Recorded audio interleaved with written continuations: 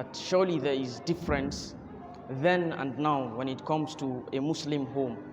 Not just a Muslim home, but every home in fact. Every home in fact, the relationship, how things are in the home between the parents and the children, then and now is never the same. We know in the past, when a dad says do, the child would do. When a mom says do, the child would do. Even if they don't really understand what is the reason behind it, they would, of course, follow completely. But right now, it is not the same. In this era we are in, when you tell your child do, you have to explain to them why is it they must do, and what is the reason why they should do. And because the reason is, in the past, it's everywhere there are good people, no much bad, so it's all the same almost in every home. But right now, when you tell your child not to do, and then he goes out or she goes out somewhere and she sees people do today, tomorrow and next, of course she would also want to do, especially if it's maybe something fun, entertainment or something, meaning I want to enjoy myself, so why would you say I shouldn't do? Why?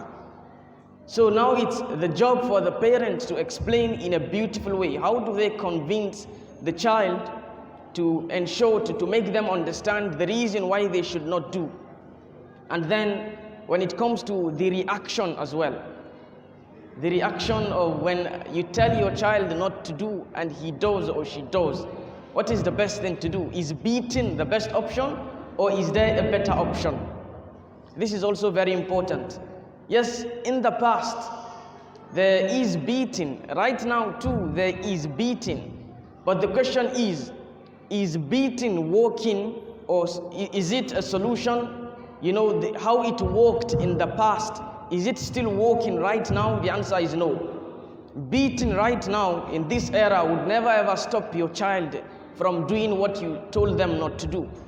The only thing they might do is to become, I won't use the word hypocrites, but you know, they would not want to do it when you are there, but behind you they are still doing it. Why? Because they are still not convinced not to do what you told them not to do.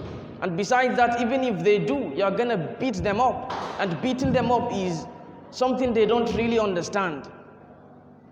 So it's left, subhanallah, it's actually very tough, because everything has changed. You see the TV, entertainment and social media, and the children see how sometimes children are spoiled in a way that anything they want, say, and you have it, say whatever you want, wherever you go, I buy this, you break it, the next day I still buy another one, I won't say nothing to you, it's okay. So children see this and they kinda, yeah, this is cool, I want this also. But then you tell them, no, in Islam it's not like that. Yes, whatever you want I would give you. I might spoil you a little bit, go out weekends, maybe every 2 weeks, every 1 month, to the park or somewhere, vacation or something.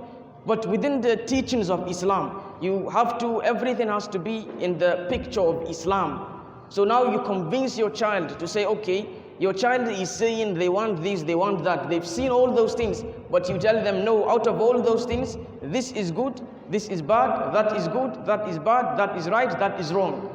So you explain to them, you convince them. But when you say no, you blocked it completely, no outing, no nothing, no TV, the house is then boring and they kind of become depressed, unhappy.